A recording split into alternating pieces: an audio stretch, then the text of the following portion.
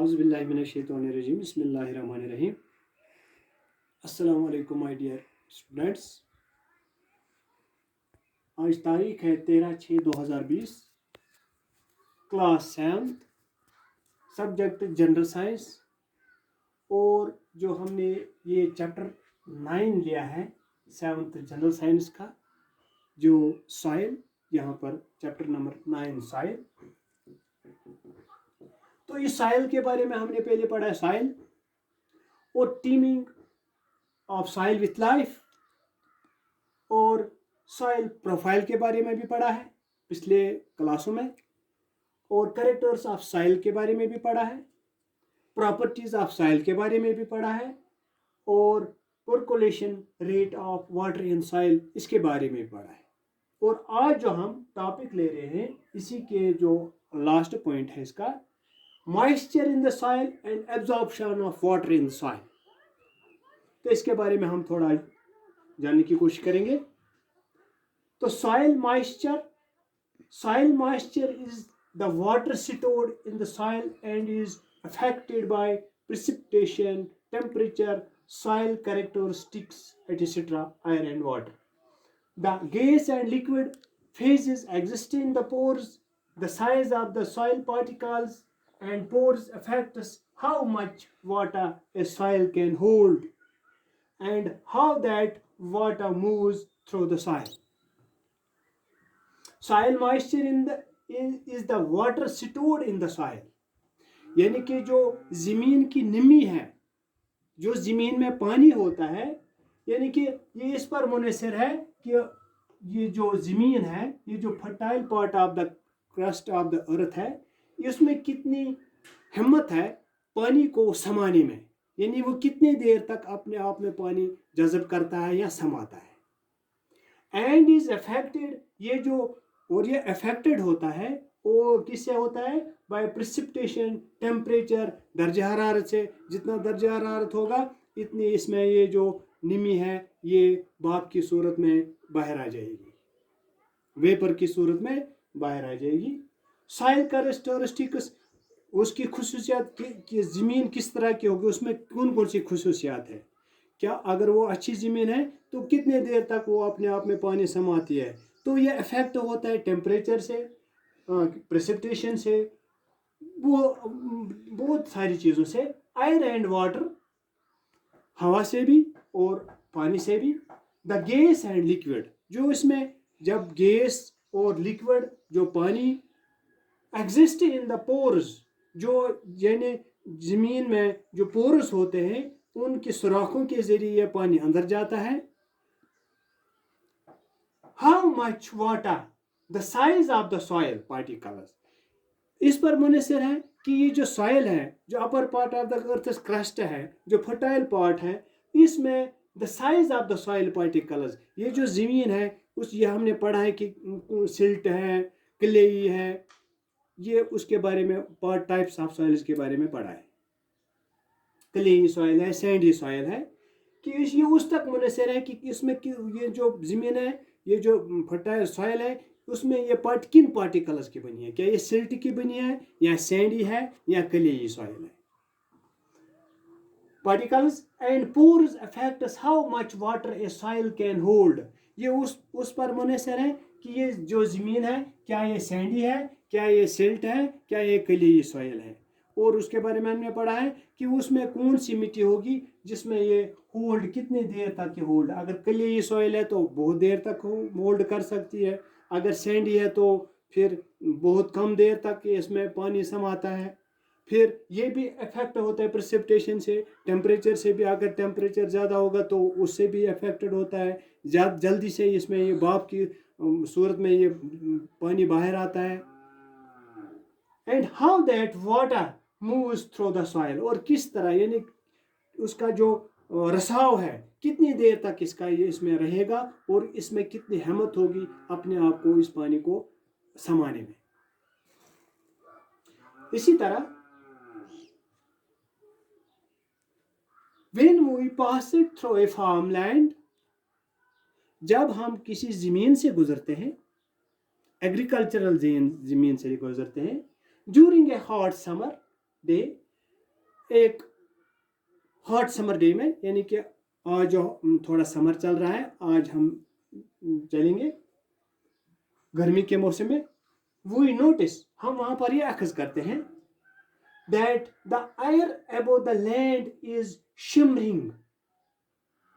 ये जो एयर है, जब हम हॉट समर डे में किसी एग्रीकल्चरल जमीन में जाएंगे तो वहां पर ये जो जमीन के ऊपर, जो लैंड के ऊपर है, लैंड मैंने बताया आपको a small portion of the earth, इस जो जमीन है इसका, जिसके ऊपर ये हवा है, द एयर एबो, इसके ऊपर जो हवा है, इज शिमरिंग, यानी इसमें एक टमटमाती है, चमचमाती है। वाई इट इज सो, क्यों ये चमचमाती है? अगर हम जमीन से किसी हॉट डे समर में गए तो जो जमीन के ऊपर जो हवा है वो क्यों टमटमाएगी, वो क्यों चमचमाएगी? अब इसके लिए हमें एक एक्टिविटी लेंगे, टेक ए बॉइलिंग ट्यूब। हम एक बॉइलिंग ट्यूब को ले रहे हैं, इस तरह का, जो मैंने यहाँ पर बोर्ड पर पहले ही लिखा है बॉइलिंग ट्यूब। तो put 2 spoonful of A soil sample in it, इसमें 2 चम्मच हम सॉइल जमीन के लगाएंगे, ये मिट्टी के लगाएंगे इस बॉइलिंग ट्यूब में जो हमने यहाँ पर लगाए हैं। ये बॉइलिंग ट्यूब है, ये सॉइल सैंपल इसमें मैंने रखे हैं। तो heat it on a flame and observe it, फिर हम एक फ्लेम या बर्नर से या शमा से इसको, जब इसमें पानी भी डालेंगे तो इसको हीट अप करेंगे, उसको थोड़ा गर्म करेंगे इस जमीन को। तो क्या होगा, फिर हम ऑब्जर्व करना है, हमें देखना है यहाँ पर क्या हो जाएगा। On heating water in the soil evaporates moves up and condenses on the cooler inner walls of the upper part of the boiling tube। जो इसमें जो पानी होगा, जब हमने इसको पानी डाला या जो इसमें जो, तो इस बर्नर से जब इसको हमने बर्नर यहाँ पर इसको शमा जलाया या किसी जिससे ये हीट अप हो जाएगा, स्टोव रखा, तो उसकी वजह से जो इसमें पानी में जब इसको हीट अप करेंगे तो इसके बबल्स ऊपर आ जाएंगे, यानी इसमें जो भाप की सूरत में जो इसमें आएगा ये पानी बाहर, यानी ड्रॉप्स ऑफ, यानी कि उसको ऐसे ड्रॉप्स ऑफ बनेंगे तो ऊपर आ जाएगा।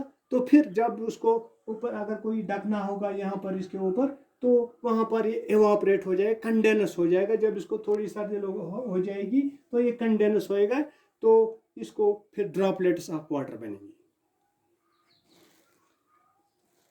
On heating water in the soil evaporates, moves up, ऊपर जाएगा, and condenses on the cooler inner water walls of the upper part of the boiling tube, इसके ऊपरी वाले यहाँ पर आ जाएंगे, यानी भाप की सूरत में ऊपर आ जाएगा ये पानी। ऑन हॉट समर डे, गर्मी के मौसम में के दिन में, the water coming out of the soil reflects the sunlight and the air above the soil seems to shimmer। जो हमारा, मैंने यहाँ पर सवाल, क्या हम किस तरह, जब हम एक समर डे में अगर हम जाएंगे एक ज़मीन में, ये ज़मीन के जो एग्रीकल्चर ज़मीन में, तो वहाँ पर जो उसके ज़मीन के ऊपर जो हवा है वो क्यों टमटमाएगी? तो यही यहाँ पर इसका हमें आंसर निकला। On A hot summer day the vapor coming out of the soil reflects the sunlight, जब सूरज की गर्मी से ये रिफ्लेक्ट करते हैं, वापस देते हैं सनलाइट को, और इस तरह से ये जो इसके ऊपर हवा होता है वो टमटमाने लगती है, वो चमचमाने लगती है, यानी रिफ्लेक्ट करती है। After heating the soil take it out of the tube, after heating the soil take it out of the tube, compare it with the soil which has not been heated, note the difference between the two। फिर हम उस ज़मीन को लेंगे जिसको मैंने heat दिया, और फिर उस ज़मीन को लेंगे जिसको हमने हीट नहीं दिया है, उन दोनों में हमें फ़र्क करना है कि ये किस तरह की होगी, और वो ज़मीन जिसमें से हमने ये जिसमें से ये पानी ह्यूमिडिटी बाहर आ गई, यानी ये हमें देखना है, ये हमें नोट करना है वो कैसी होगी और वो ज़मीन कैसी होगी। फिर यहाँ पर दूसरा जो इसके साथ है, दूसरा point, absorption of water. In fact, any such soil consisting of rock particles, in fact, any such soil, कोई भी ऐसी ज़मीन जो पत्थरों से बनी हुई, पत्थरों के ज़र्रों से बनी हुई होगी, which do not hold water, जो अपने आप में पानी को नुमा ज़्यादा देर तक नहीं समाती होगी, in between them is not good for the development of root system, वो हम लोगों को भी पता है कि वो ऐसी ज़मीन जो कंकरों की बनी होगी और जिसमें इतनी सख्त ना हिम्मत नहीं होगी पानी को समाने में, वो ज़्यादा देर तक वो पानी को अपने आप में नहीं समाती है, तो वो ज़मीन है जो प्लांट्स, जो पौधों के जो जड़ें होते हैं उसमें वो आसानी के साथ नहीं जाती, इस तरह से वो ज़मीन उन पौधों के लिए ठीक नहीं होती है। This is because the holding capacity of the soil is abysmal, यानी जो उसमें इस बिकॉज, क्योंकि उस ज़मीन में ये जो पानी की जो मिकदार है उसमें कैपेसिटी है समाने की, वो होती है पस्त होती है, नागवार होती है, यानी ऐसी ज़मीन नागवार होती है प्लांट्स को ग्रोथ करने में। फिर फैक्टर्स अफेक्टिंग वाटर एब्जॉर्प्शन, फिर कौन से फैक्टर्स हैं जो वाटर एब्जॉर्प्शन के कौन से फैक्टर्स हैं? Number 1, available of soil water, उसमें plant absorbs capillary water which is present in the soil, जो प्लांट्स हैं वो कैपिलरी वाटर इस्तेमाल करते हैं जो कि ऑलरेडी इस ज़मीन में होता है। दूसरा, सॉइल टेम्परेचर, उस ये भी इफेक्ट करता है सॉइल टेम्परेचर कि ज़मीन में कितनी टेम्परेचर होगा। फिर तीसरा, सॉइल कंसंट्रेशन, यानी ज़मीन में कितनी कंसंट्रेशन होगी। चौथी, ट्रांसपायरेशन कि कितनी ट्रांसपायरेशन होगी। ट्रांसपायरेशन आपको पता ही है कि ऑल प्लांट्स ट्रांसपायर। विच सॉइल, फिर यहाँ पर सवाल होता है विच soil absorbs the most water, which soil absorbs the most water.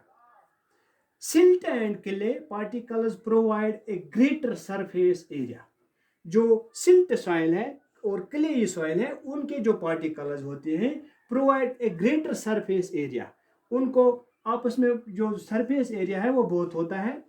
Then sand once, यानी कि सैंड, जो सैंडी सॉइल है उसकी बनिस्बत सिल्ट और क्लेई जो ज़मीन होती है उनके पार्टिकल्स में बहुत जगह होती है, यानी ये ज़्यादा आपस में जकड़े होते हैं जबकि इनके बीच में थोड़ी थोड़ी स्पेस होती है।